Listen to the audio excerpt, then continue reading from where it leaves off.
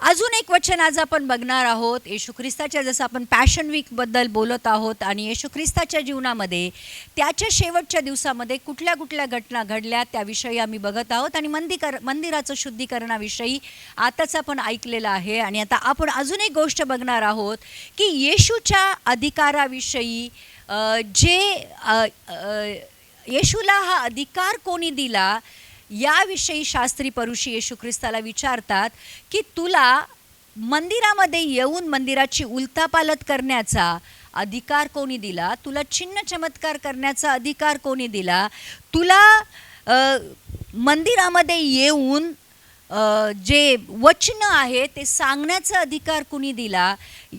खूप सारे प्रश्न पुरुषांना पडले होते की हा एक सुताराचा मुलगा आहे, याला आम्ही याच्या आईवडिलांना, याच्या भावा बहिणींना आम्ही ओळखतो, हा सुताराचा मुलगा आज येऊन वचन सांगत आहे, आम्हाला चिन्ह चमत्कार दाखवत आहे, हा सुताराचा मुलगा आम्हाला आमच्या मंदिरामध्ये येऊन मंदिराची उलथापालथ करत आहे, हा आहे तरी कोण. आणि म्हणून त्यांना प्रश्न पडतो आणि मग ते इकडे तिकडे न जाता डिरेक्टली येशू ख्रिस्ताकडे येतात आणि आज आम्ही या वचनाविषयी ऐकणार आहोत. आणि मार्क कृत शुभवर्तमानाच्या 11व्या अध्यायामध्ये 27 ते 33 वचनामध्ये हे लिहिलेलं आहे. किंवा आम्ही लूककृत शुभवर्तमानाच्या तिन्ही शुभवर्तमानामध्ये, मत्तय, मार्क आणि लूककृत शुभवर्तमानामध्ये या गोष्टी लिहिलेल्या आहेत. आणि जर आम्ही लूककृत शुभवर्तमानाच्या 20व्या अध्यायाचं पहिली 8 वचनं वाचतो तर इथे लिहिलेलं आहे की त्या दिवसात एकदा असे झाले की तो मंदिरात लोकांस शिक्षण देत व सुवार्ता सांगत असता मुख्य याजक व शास्त्री हे वडिलांसह त्याच्याजवळ येऊन त्याला म्हणाले, तुम्ही कोणत्या अधिकाराने हे करिता आणि तुम्हाला हा अधिकार देणारा कोण आहे ते आम्हाला सांगा. तेव्हा त्याने त्यास उत्तर दिले, मीही तुम्हास एक प्रश्न विचारतो, मला उत्तर द्या. ओके. योहानाचा बप्तिस्मा स्वर्गातनं होता किंवा मनुष्यातून होता. तेव्हा ते आपापसात विचार करू लागले, स्वर्गातनं असे म्हणू तर म्हणेल की तुम्ही त्याचवर विश्वास का नाही ठेवला, आणि मनुष्यातून असे म्हणू तर सर्व लोक आपल्याला दगडमार करतील, कारण योहान संदेष्टा होता अशी त्यांची खात्री आहे. तेव्हा त्यांनी उत्तर दिले, तू कोठून आहे हे आम्हास ठाऊक नाही. येशूने त्यास म्हटले, मग कोणत्या अधिकाराने मी हे करतो हे मीही तुम्हास सांगत नाही. तर जेव्हा येशू ख्रिस्त मंदिरात येऊन वचन सांगत होता प्रियांनो, आणि त्यांनी नुकतीच मंदिरात येऊन त्या मंदिरामध्ये सगळी जी बाजारपेठ होती ती उधळून लावलेली होती. आणि मग शास्त्री परुषी जेव्हा तो मंदिरात येऊन लोकांना शिक्षण देत होता, सुवार्ता सांगत होता, तेव्हा खूप मुख्य याजक, शास्त्री आणि वडील लोक जे पूर्णीय वगैरे होते, म्हणजे शास्त्री, परुषी, याजक, जे वडीलधारी लोक होते, ते सगळे येशू ख्रिस्ताकडे आले आणि मग ते येशू ख्रिस्ताला विचारू लागले की तुम्ही कोणत्या अधिकाराने हे करता आणि तुम्हाला हा अधिकार देणारा कोण आहे ते आम्हास सांगा. आता येशू ख्रिस्ताला ते डिरेक्टली विचारतात की तू जे काही चिन्ह चमत्कार करतो, जे काही वचनं तू सांगतो, जी वचनं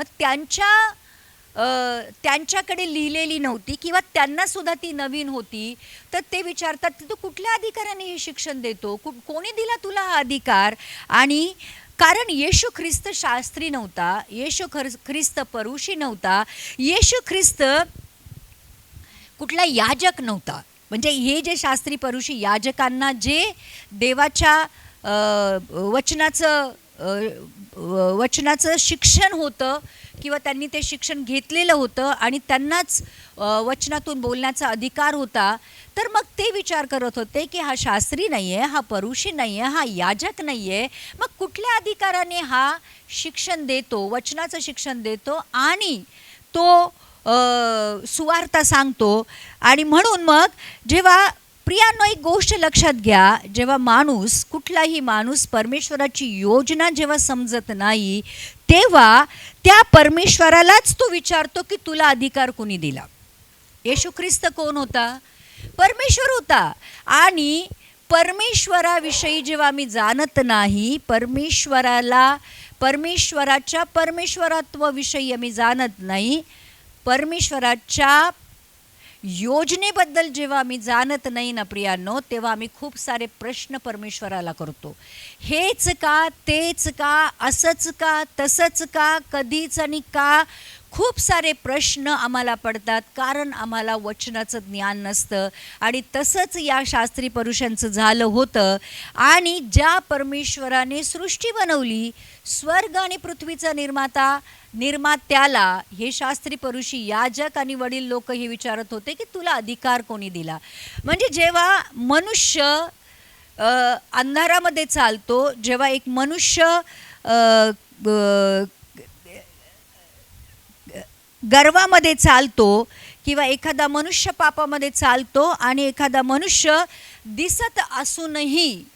दिसत नाही असं ढोंग करतो, तेव्हा तो परमेश्वरालाच त्याच्या अधिकाराविषयी प्रश्न करतो. किती लोक समजतात?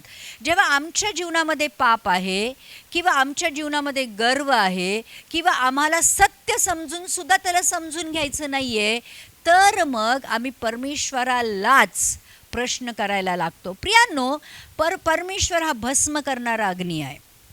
परमेश्वरासमोर कोणी उभं राहू शकत नाही, परंतु त्याची दया आहे, कृपा आहे, अनुग्रह आहे, आमच्यावर प्रेम आहे की तो स्वर्गातनं उतरून आज पृथ्वीवर आला होता आणि आमच्या समोर येऊन तो त्याच्या प्रेमाविषयीच्या गोष्टी सांगत होता. आम्ही केलेल्या गोष्टी त्यास तो सहन करत होता. तर या सगळ्या गोष्टी सोडून ते लोक येशू ख्रिस्ताला विचारत होते की तुला अधिकार कोणी दिला. जेव्हा की स्वर्ग आणि पृथ्वी त्यांनी बनवलेली आहे, सगळ्या सृष्टीवर ज्याला अधिकार आहे, त्या अधिकारालाच, त्या निर्माणकर्त्यालाच एक नश्वर धुळीसारखा माती जो मनुष्य आहे तो प्रश्न करत होता की तुला अधिकार कोणी दिला. जेव्हा परमेश्वराने त्याच वेळेस त्यांना भस्म केलं नाही, ही त्याची कृपा होती, हा त्याचा त्यांच्यावर अनुग्रह होता. जर कंपनीच्या मालकालाच आम्ही म्हणू की तुला कुणी अधिकार दिला या कंपनीवर, तर अधिकारी काय करेल? तो कंपनीचा मालक काय करेल? ठेवून देईल, ठोकून देईल आणि बाहेर काढून देईल. पण येशू ख्रिस्त प्रियांनो अनुग्रह करणारा परमेश्वर आहे, विलंबाने क्रोध करणारा हा परमेश्वर आहे. आणि म्हणून तो त्यांना उलटा प्रश्न करतो. त्यांना, हे शास्त्री पुरुषी होते ना, हे लोक खूप ज्ञानी लोक होते ना, मग त्यांना म्हणतो की ठीक आहे, माझ्या अधिकाराविषयी प्रश्न बाजूला ठेवा, आता मी तुम्हाला एक प्रश्न विचारतो, त्याचं उत्तर द्या. आणि मग त्यांना तो विचारतो की योहानाचा बप्तिस्मा स्वर्गातनं होता किंवा मनुष्यातून होता? मला सांगा. जो युहन्ना जो बप्तिस्मे करत होता लोकांचे, ते कोणापासून होते? ते देवापासून होते की मनुष्यापासून होते? आणि मग प्रियांनो, या प्रश्नाद्वारे ते थोडे विचारात पडले. कारण एक गोष्ट ही पण होती की निकदेम म्हणून जो मनुष्य होता, जो एक शास्त्री होता, एक परुषी होता, एक ज्ञानी व्यक्ती होता, एक खूप श्रीमंत व्यक्ती होता, तो येशू ख्रिस्ताकडे येऊन एकदा त्याला म्हणाला की गुरुजी, आपण देवापासून आलेले शिक्षक आहात हे आम्हास ठाऊक आहे, कारण जी चिन्हे आपण करता ती देव बरोबर असल्या वाचून कोणालाही करता येणार नाही. योहान कृत शुभवर्तमानाच्या 3ऱ्या अध्यायामध्ये निकदम नावाचा एक माणूस, जो मी म्हटलं जसा इन्फ्लुएन्शियल होता, शास्त्री होता, परुषी होता, ज्ञानी होता, श्रीमंत होता, अधिकारी होता, तो येशू ख्रिस्ताकडे येऊन त्याला म्हणतो की गुरुजीचा अर्थ त्याला तो गुरु म्हणतो, त्याला तो रब्बी म्हणतो. गुरु आणि रब्बी कुणाला म्हटलं जायचं? ज्यांना शास्त्राचं ज्ञान आहे त्यांना. म्हणजे हे शास्त्री परुषी जाणून होते की येशू ख्रिस्त हा रब्बी आहे, येशू ख्रिस्त हा गुरु आहे. आणि मग तो हे कबूल करतो की देवापासून आलेले शिक्षक आहात. काय म्हणतो तो निकदम येशू ख्रिस्ताला? की तुम्ही देवापासून आलेले शिक्षक आहात, आणि आम्हास ठाऊक आहे की जी चिन्हे आणि चमत्कार तुम्ही करत आहात तो देवापासून असल्याशिवाय करू शकत नाही. म्हणजे हा एका प्रकारे कबूल करत होता की तुम्ही देवाने पाठवलेले देवापासून आहात, म्हणजे तुम्ही देव आहात. हे कोण कबूल करत होतं? निकदम, जो त्यांच्यामधलाच एक व्यक्ती होता. त्याने ऑलरेडी कबूल केलेलं होतं की तो देवापासून आहे. आणि शास्त्री परुषी येशूच्या वागण्यामुळे घाबरून जरूर गेले होते, परंतु जे चिन्ह चमत्कार येशू ख्रिस्त करत होता, मृत्यूमधनं लोकांना उठवत होता, जे काही आंधळे पांगळे जे लोकांना तो बरं करत होता, दुष्टात्म्यांवर त्याला कमांड होती, त्याला अधिकार होता, या सगळ्या ज्या गोष्टी होत्या हे तेही त्यांनाही कुठेतरी कळत होतं की हे कोणी एक मनुष्य करू शकत नाही. याचा अर्थ असा आहे की येशू ख्रिस्त हा सामान्य मनुष्य नव्हता, हे त्यांनाही माहिती होतं. मग येशू त्यांना स्पष्ट उत्तर देत नाही, त्यांना त्यांच्याच प्रश्नात परत गुंतवतो आणि त्यांना विचारतो, योहानाचा बप्तिस्मा कुठून झाला सांगा? स्वर्गातनं झाला? तो देवापासून होता की मनुष्यापासून होता? आणि मग ते विचारात पडतात की योहानाविषयी जो शेवटचा संदेष्टा होता, येशूच्या येण्यापूर्वी येशूसाठी मार्ग बनवणारा असा तो संदेष्टा म्हणून पाठवला गेला होता.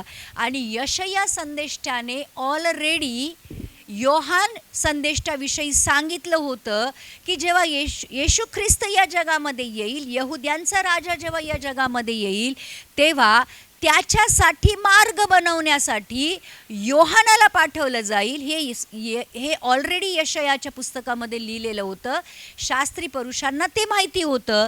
आणि म्हणून जेव्हा योहानाने परमेश्वराच्या राज्याविषयी सुवार्ता सांगायला सुरुवात केली की पश्चाताप करा कारण स्वर्गाचं राज्य जवळ आहे, तेव्हा खूप साऱ्या लोकांनी पश्चाताप केला. आणि योहान जिकडे जात होता तिकडे यर्दन नदीमध्ये खूप साऱ्या लोकांना त्यांनी बाप्तिस्मे दिले.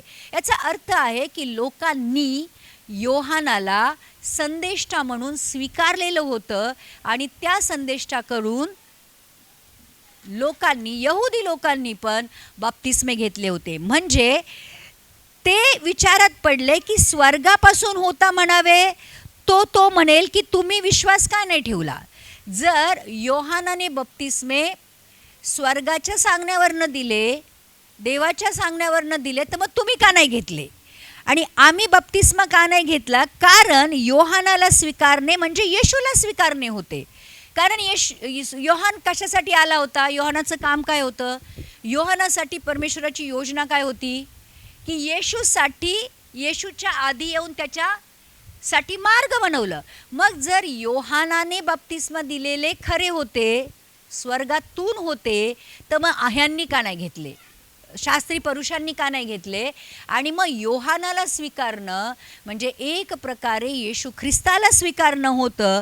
आणि म्हणून कारण योहान नेहमी येशू ख्रिस्ताविषयी साक्ष देत होता, हा पहा देवाचा कोकरा, हा आमची पापं घेऊन जाण्यासाठी आलेला आहे. नेहमी जिथे पण योहान येशू ख्रिस्ताला बघायचा, तो तिथंच सारखं लोकांना सांगायचा, हा पहा देवाचा कोकरा जे आमचे पाप घेऊन जाण्यासाठी आलेला आहे. आणि मग योहान हेच सांगून गेला की बप्तिस्मा जेव्हा योहान बप्तिस्मा देत होता, तेव्हा तो येशू ख्रिस्ताविषयी अजून एक साक्ष देत होता. आणि ती साक्ष म्हणजे मत्तयकृत शुभवर्तमानाच्या 3 अध्यायामध्ये 11व्या वचनामध्ये लिहिलेलं आहे की योहान म्हणतो, मी पाण्याने तुमचा बप्तिस्मा पश्चातापासाठी करीतो, परंतु जो माझ्या मागून येतो तो मजपेक्षा समर्थ आहे, त्याच्या वाहना घेऊन चालवयास मी योग्य नाही,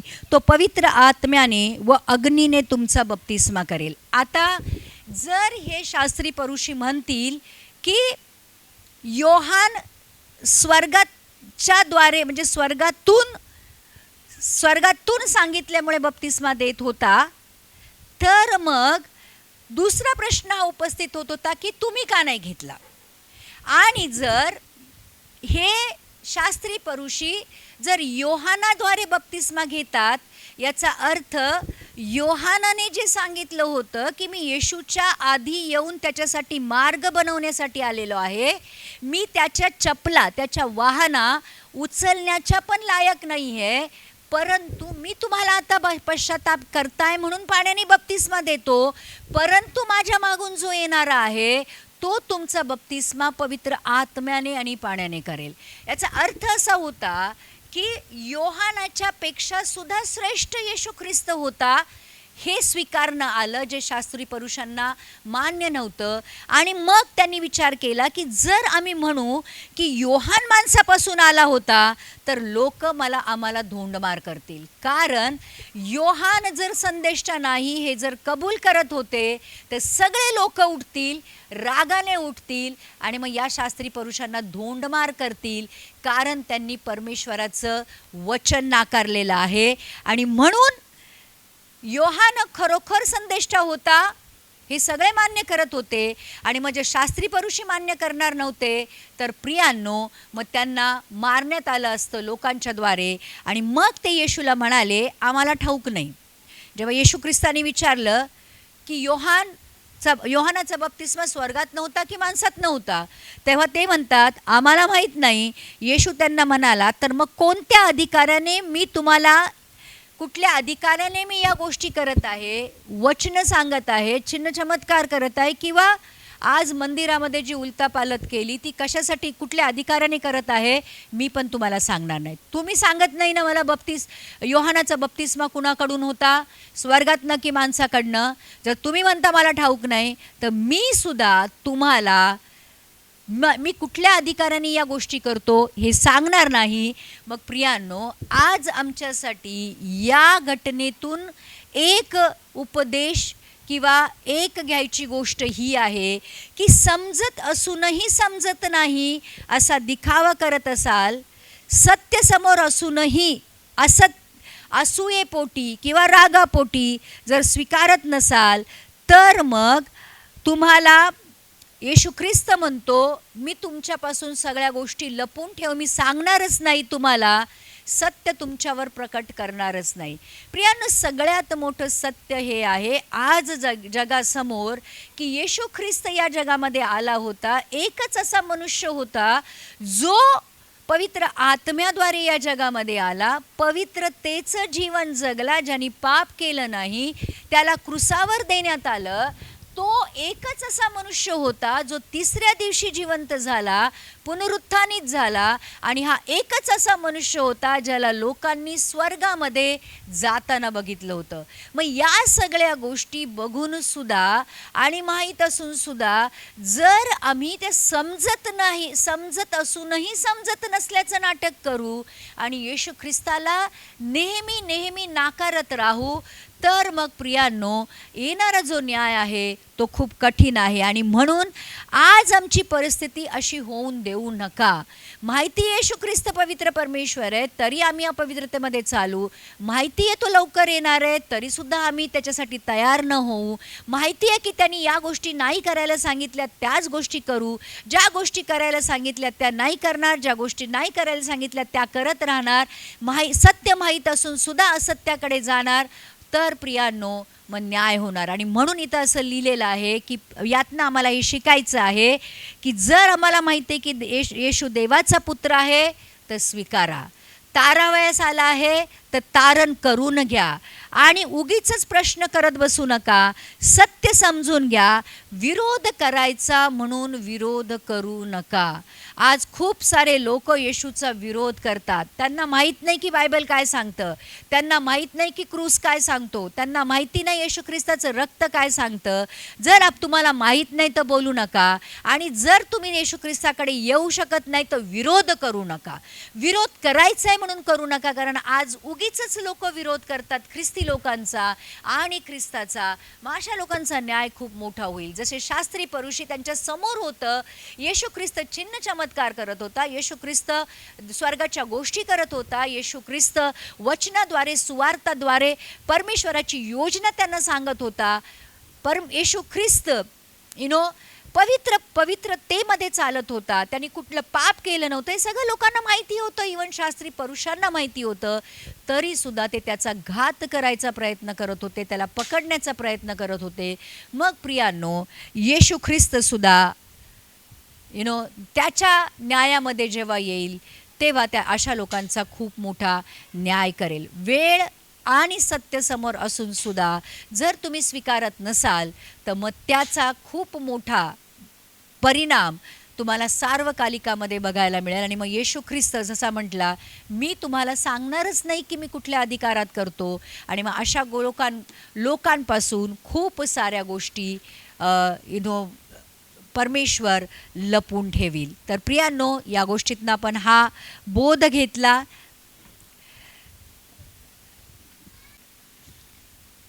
आज आपण पुन्हा जसं आपण शेवटच्या येशू ख्रिस्ताच्या जीवनातील शेवटच्या जी त्याचे दिवस होते त्याच्यामधलं बघत आहोत. पॅशन वीक स्पेशली आपण शिकत आहोत की त्या पॅशन वीकमध्ये काय झालं आणि मग त्या गोष्टींच्याद्वारे आज आमच्या जीवनामध्ये येशू ख्रिस्त कुठल्या गोष्टी सांगू इच्छितो आम्ही या गोष्टी ऐकत आहोत. त्याचं जे डीप जे ट्रूथ आहे, जे सत्य आहे ते आम्ही जाणून घेत आहोत. आणि आज पुन्हा एकदा आम्ही एक खूप मोठी गोष्ट शिकणार आहोत. येशू ख्रिस्त जेव्हा मंदिरात जातो, मंदिराचं शुद्धीकरण करतो, जे पण बाजारपेठ झालेली आहे ते सरापांच्या ज्या पेड्या होत्या, कबुतरांचे जे टेबल्स होते ते सगळे उलथवून टाकतो.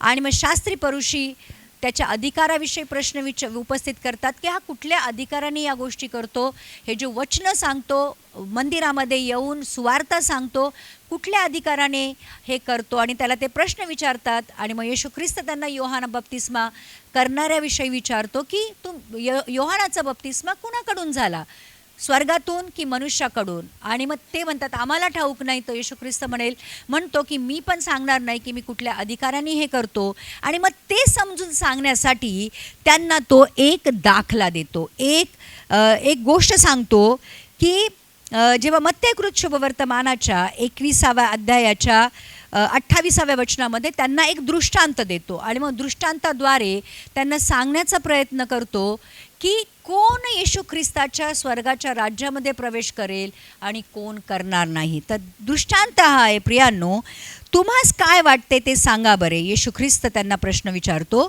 एका मनुष्याला 2 पुत्र होते. तो पहिल्याकडे जाऊन म्हणाला, मुला आज द्राक्ष मळ्यामध्ये जाऊन काम कर. एका मनुष्याला 2 मुलं होती आणि तो पहिल्याकडे जातो आणि त्याला म्हणतो आज द्राक्ष मळ्यामध्ये जाऊन काम कर. त्याने उत्तर दिले, मी नाही जात. तसे काही वेळाने त्याला पछतावा होऊन तो गेला. परंतु दुसऱ्याकडे जाऊन त्याने तसेच म्हटले. त्याने उत्तर दिले, जातो महाराज, पण गेला नाही. या दोघातून कोणी बापाच्या इच्छेप्रमाणे केले ते म्हणाले, पहिल्याने. येशूने त्यास म्हटले, मी तुम्हास खचित सांगतो की जकातदार व कसबेनी तुमच्या पुढे देवाच्या राज्यात जातात. कारण योहान धर्मी मार्गाने तुम्हाकडे आला आणि तुम्ही त्याचा विश्वास धरिला नाही. जकातदार व कसबेनी यांनी त्याचा विश्वास धरिला, तर हे पाहून तुम्ही त्याचा विश्वास धरावा असा मागूनही पश्चाताप केला नाही. तर येशू ख्रिस्त त्यांना एक दाखला देतो आणि त्यांना म्हणतो की एका मनुष्याला 2 मुलं होती आणि तो पहिल्याला सांगतो, जा द्राक्षमळ्यामध्ये जाऊन जरा काम कर. तर तो पहिला म्हणतो, मी नाही जात. पण नंतर त्याला पश्चाताप होतो की नाही, वडिलांनी आपल्याला सांगितलेलं आहे काम गेलं पाहिजे. आणि मग त्याला पश्चाताप होतो, तो जातो आणि काम करतो. तो दुसऱ्या पुत्राकडे येतो आणि त्याला म्हणतो की जा द्राक्षमळ्यामध्ये जाऊन काम कर. तर तो दुसरा म्हणतो, हा जातो आणि तो जात नाही. मग येशू ख्रिस्त प्रश्न विचारतो की कोणी पित्याची इच्छा पूर्ण केली. तर ते म्हणतात की पहिल्याने. त्यांनी म्हटलं बरे, त्यांनी जरूर म्हटलं होतं की मी जात नाही, पण तो गेला आणि काम केलं, तर त्यांनी पित्याची इच्छा पूर्ण केली. तर प्रियांनो, या दाखल्याद्वारे किंवा या दृष्टांताद्वारे परमेश्वर हे सांगतो की परमेश्वराचे 2 पुत्र आहेत. एक आहे यहुदी आणि एक आहे अन्य जाती, जे आमच्यासारखे लोक आहेत. एक आहेत स्वतःच्या नजरेमध्ये पवित्र असलेले, धर्मी असलेले लोक, आणि एक आहेत पापी लोक. तर दोन्ही लोकांसाठी येशू ख्रिस्त या जगामध्ये आला होता. तर यांनी पहिल्यांदा येशूला नाकारले, परंतु नंतर त्यांना पश्चाताप झाला व त्यांनी त्याला स्वीकारले. जे पहिले होते, ज्यांनी येशू ख्रिस्ताला पहिल्यांदा नाकारलं, परंतु जेव्हा वचन त्यांच्यापर्यंत आलं, जेव्हा योहान बप्तिस्मा देणाऱ्याने परमेश्वराच्या राज्याविषयी जेव्हा सुवार्ता सांगायला सुरुवात केली की पश्चाताप करा कारण स्वर्गाचं राज्य जवळ आहे, तेव्हा त्यांनी पश्चाताप केला.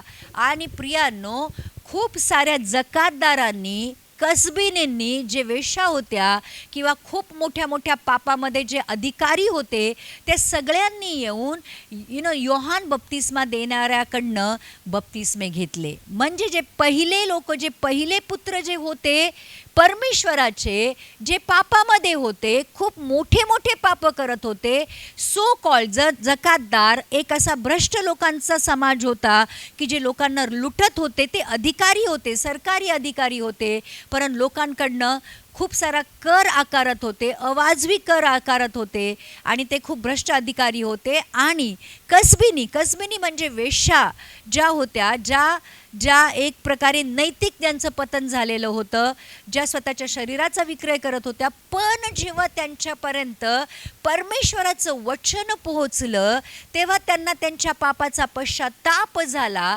आणि भले हे खूप मोठे मोठे पापी लोक जगाच्या हिशोबाने होते, परंतु त्यांनी पश्चाताप केला, त्यांनी आपले पापाचे मार्ग सोडून दिले आणि त्यांनी बप्तिस्मा घेतला आणि परमेश्वराच्या मागे चालू लागले. परंतु एक असा ग्रुप होता तिथेच की जे पाखंडी होते, जे स्वतःला धर्मी किंवा पवित्र समजत होते, असे शास्त्री परुषी लोक, त्यांनी देवाला स्वीकारण्याचे प्रॉमिस केले होते की जेव्हा जुन्या करारामध्ये संदेष्टांनी आणि इवन मोशेनी सुद्धा येशू ख्रिस्ताविषयी येण्याचं एक भविष्यवाणी केल्या होत्या, त्या भविष्यवाण्या येशू ख्रिस्ताद्वारे पूर्ण पण झाल्या होत्या. त्या मसीहाचा, त्या येशू ख्रिस्ताचा जे वाट बघत होते तो त्यांच्या समोर होता, तरी सुद्धा त्याला ते नाकारत होते. म्हणजे ज्यांना सांगितले, जे म्हणत होते की आम्ही त्याला स्वीकारू, त्या लोकांनी त्याला नाकारलं, पण ज्यांनी नाकारलं होतं त्यांनी त्याला स्वीकारलं. आणि म्हणून इथे असं लिहिलेलं आहे की मत्तेकृत शुभवर्तमानाच्या 21व्या अध्यायाचं 32व्या वचनात लिहिलंय की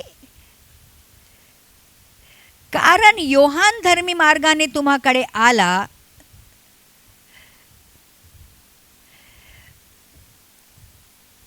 तर तुम्ही त्याचा विश्वास धरिला नाही. जकातदार व कसबिनी यांनी त्याचा विश्वास धरिला, तर हे पाहून तुम्ही त्याचा विश्वास धरावा असा मागूनही पश्चाताप केला नाही. तर येशू ख्रिस्त त्यांना म्हणत होता की ज्यांना शास्त्राचा अभ्यास आहे, जे देवाच्या वचनाला जाणतात, त्यांच्यापेक्षाही पापी जे लोक, ज्यांनी येशू ख्रिस्ताचं वचन ऐकून किंवा योहान बप्तिस्मा देणाऱ्याचं वचन ऐकून आपल्या पापांची माफी मागितली, पश्चाताप केला आणि देवाला प्रॉमिस केलं बप्तिस्मा घेतल्यानंतर की आम्ही आता पवित्रतेच्या मार्गावरनं चालू, त्या लोकांनी आपलं तारण करून घेतलं आणि परमेश्वराच्या राज्यामध्ये स्थान पटकावलं प्रियांनो. आणि ते आपली पापं सोडून येशू ख्रिस्ताच्या मागे चालू लागली. परंतु लक्षात घ्या एक गोष्ट की आमची पापं किती मोठी आहेत आणि किती जास्त आहेत हे परमेश्वर बघत नाही, परंतु आमचा पश्चाताप किती मोठा आहे आणि आमचा पश्चाताप किती खरा आहे आणि देवाकडनं आम्हाला पापातून वाचण्याची आमची किती इच्छा आहे हे परमेश्वर जाणतो. जो चोर, लक्षात घ्या, त्याच्या म्हणजे अधिकाऱ्यांनी किंवा सरकारने त्याला पकडण्यापर्यंत तो पाप करत होता, चोऱ्या माऱ्या करत होता, हत्या करत होता. तो चोर जर त्याच्या जीवनाच्या शेवटच्या क्षणी आपलं तारण घेऊ शकतो, तर प्रियांनो देवाच्या दृष्टीने तुम्ही किती पापं केलेली आहेत, किती मोठी पापं केलेली आहेत हे परमेश्वर त्याचं गिनत नाही, त्या गोष्टी तो मोजत नाही. परंतु जेव्हा तुम्हाला कळतं की माझी पापं किती मोठी आहेत आणि जेव्हा आम्ही त्या पापांचा पश्चाताप करतो आणि परमेश्वराकडे येतो आणि परमेश्वराच्या मार्गावर चालू लागतो, तेव्हा परमेश्वर आमचं तारण करतो आणि त्याच्या राज्याचा आम्हाला भाग बनवतो. म्हणून जे जकातदार होते, ज्या कसबिनी होत्या, त्यांची पापं खूप मोठी होती, कदाचित यांना वाटत होतं की त्यांची पापं खूप मोठी होती, परंतु ज्यांची पापं मोठी आणि जेव्हा ती पापं माफ झाल्यावर ते जास्त प्रेम करत होते, कारण त्यांना माहिती होतं की आमच्या पापातनं आम्हाला बाहेर पडण्यासाठी एक मार्ग पाहिजे होता. आम्हाला माहिती की आम्ही पापी आहोत. बऱ्याच लोकांना माहिती असतं मी पापी आहे, परंतु जोपर्यंत पापातनं बाहेर पडण्याचा मार्ग मिळत नाहीत ते पापात राहतात. पण ज्या क्षणी त्यांना कळतं की पापातनं बाहेर पडण्याचा हा मार्ग आहे, प्रियांनो, आपली पापं सोडून त्या मार्गावर ते चालायला लागतात. त्यावेळेस योहान बप्तिस्मा देणारा आपल्या सुवार्तेद्वारे आणि येशू ख्रिस्त जो पाण्याचा आणि पवित्र आत्म्याचा बप्तिस्मा देणारा होता, जेव्हा त्यांना पश्चाताप करा कारण परमेश्वराचं राज्य जवळ आलंय हे वचन सांगत होते, तेव्हा खूप सारे लोक पश्चाताप करत होते, आपले पापाचे मार्ग सोडून परमेश्वराच्या मागे चालत होते. आणि म्हणून येशू ख्रिस्त त्यांना म्हणतो की योहान धर्ममार्गाने तुमच्याकडे आला. देवाने योहानाला येशूच्या पहिलं मार्ग बनवण्यासाठी पाठवलं, परंतु यांनी त्याचंही ऐकलं नाही. आणि प्रियांनो, येशू ख्रिस्त जो स्वतः परमेश्वराचा पुत्र होता त्याचंही त्यांनी ऐकलं नाही. ते स्वतःच्या दृष्टीने स्वधर्मी होते, स्वतःच्या दृष्टीने पवित्र होते. आणि प्रियांनो, तारणारा समोर असून सुद्धा त्यांनी त्याला स्वीकार केलं नाही आणि आपलं तारण गमावलं. परंतु त्यांच्या मागे येऊन जकातदार, कजबिनी आणि मोठ्या पाप्यांनी आपलं तारण साधून घेतलं. आणि म्हणून येशू ख्रिस्त त्यांना सांगतो की आजही आज आम्हाला येशू ख्रिस्त हे सांगतो की दोन प्रकारचे ख्रिस्ती आम्हाला पाहायला मिळतात. एक खऱ्या अर्थाने येशूवर विश्वास ठेवतात, पश्चाताप करतात, त्याच्या त्याच्या मागे चालायला लागतात. आणि एक ख्रिस्ती असे आहेत की त्यांच्या जीवनात कुठेही पश्चाताप दिसत नाही. ते स्वतःला ख्रिस्ती म्हणून घेतात, पण पश्चातापाची कुठलीही फळं त्यांच्या जीवनात दिसत नाहीत. रूढी परंपरा आणि वरवरची धार्मिकता पुरी करतात. त्यांना असं वाटतं की आम्ही ते केल्यानंतर स्वर्गाच्या राज्यात प्रवेश करू. प्रियांनो, फक्त उपास केल्याने, फक्त प्रार्थना केल्याने, फक्त चर्चमध्ये आल्याने, फक्त बायबल वाचल्याने तुम्हाला तारण मिळेलच असं नाही. परंतु खरा पश्चाताप करून परमेश्वराच्या मागे चालणं, पापांचे मार्ग सोडून परमेश्वराच्या मार्गावर चालणं, हे खरा तारणाचा रस्ता आहे. जर आम्ही ते करत नसू आणि फक्त आम्हाला असं वाटत असेल की मी ख्रिस्ती म्हणून घेतो आणि ख्रिस्तावर विश्वास ठेवतो आणि ह्या ज्या धार्मिकता आहे त्या पूर्ण करतो तर माझं तारण झालं आहे, तर आम्ही स्वतःशीच खोटं बोलतो. आणि म्हणून प्रियांनो, येशूला बायपास करून कोणीही स्वर्गात जाऊ शकत नाही. येशू जीवनात आहे तर मग पश्चाताप पण आहे, आणि येशू जीवनात आहे तर मग पवित्रतेच्या मार्गावर चालणंही आहे. म्हणून इथे तो दोन मुलांचा दृष्टांत देतो की एक पित्याची दोन मुलं होती. एकाने नाही म्हटलं परंतु जाऊन काम केलं, तो स्वर्गाच्या राज्यात गेला. आणि एकाने म्हटलं हा मी करतो पण केलं नाही, तो नरकाच्या वाटेवर गेला. तर प्रियांनो, आज या दोन मुलांपैकी आम्ही कोणतं मूल आहो, आज आम्हाला समजून घ्यायचं आहे. आणि म्हणून प्रियांनो, आज या गोष्टी या शेवटच्या काळामध्ये समजणं खूप जरुरी आहे, गरजेचं आहे. कारण खरोखर आम्ही शेवटच्या काळामध्ये आलेलो आहोत. आता फक्त परमेश्वर आम्हाला वचनाद्वारेच नाही, परंतु आज जगामध्ये जे काही घडत आहे त्याच्याद्वारे हे सांगत आहे की पाप वाढलं आहे, प्रीती कमी झाली आहेत, युद्धाच्या फक्त अफवा नाही परंतु युद्ध सुरू झालेली आहेत. आज खोटे वक्ते उठलेले आहेत. आज पाप चरणसीमेवर आहे आणि आम्ही नोहासारख्या किंवा सदोम अमोराच्या दिवसामध्ये जगत आहोत. तर आज पश्चाताप करून परमेश्वराच्या मागे चालणं खूप गरजेचं आहे. आणि प्रत्येकाला आज हे वचन प्रत्येकाच्या हृदयापर्यंत पोहोचो. आणि खरोखर प्रियांनो, पश्चातापाचं आणि पवित्रतेचं जीवन जगणं आज आमच्यासाठी खूप गरजेचं आहे, कारण तोच एक मार्ग आहे येशू ख्रिस्ताबरोबर चालण्याचा. परमेश्वर या वचनाद्वारे आपल्याला आशीर्वादित करो. आपण प्रार्थना करूया. प्रभू येशू, धन्यवाद करतो आज या वचनासाठी. खरखर बापा, तू आज आम्हाला तिन्ही गोष्टीमधनं खूप महत्त्वाच्या गोष्टी सांगितल्या की आज आम्ही परमेश्वराचे मंदिर आहोत आणि मंदिराला पवित्र आणि स्वच्छ ठेवणं आमचं काम आहे. वचन आणि आत्म्याद्वारे चालणं आज आमचं काम आहे परमेश्वर. आणि प्रभू, तू आम्हाला खरोखर बापा अजून एक गोष्ट सांगितली की योहान बप्तिस्मा देणाऱ्याने येशू ख्रिस्तासाठी मार्ग बनवला, परंतु खूप साऱ्या लोकांनी येशू ख्रिस्ताला ओळखलंच नाही. आणि जर आम्ही येशू ख्रिस्ताला ओळखत नाही तर येशू ख्रिस्त आम्हाला ओळखत नाही. प्रियांनो, आज येशू ख्रिस्ताला ओळखणं, त्याला जाणणं खूप महत्त्वाचं आहे.